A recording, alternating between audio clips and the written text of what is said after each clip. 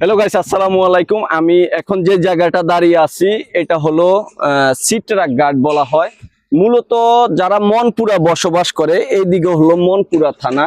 তো যেহেতু মেঘনা নদী পাড়ি দিয়ে যেতে হয়, তো বেশিরভাগ ক্ষেত্রে মনপুরার মানুষ যখন তজুমুদ্দিন হয়ে যখন মনপুরা যেতে হয় তখন এই ঘাট ধরেই মূলত যেতে হয়। তো এই ব্রিজটা দেখেন, আমি দেখানোর চেষ্টা করতেছি।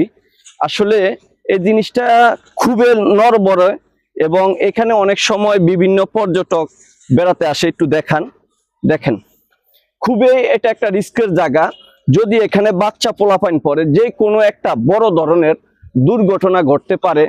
তো আমি আসলে মূলত এই তজুমুদ্দিনে যারা দায়িত্বশীল আছেন এবং প্রশাসন আছেন, আমি আশা করি যে আমার ভিডিওটা দেখার মাধ্যমে অথবা আপনারা এই পরিদর্শন করে দুর্ঘটনা ঘটার আগেই যেন এই ব্রিজটা মেরামত করা হয়, এটাই আপনাদের কাছে আমাদের দাবি।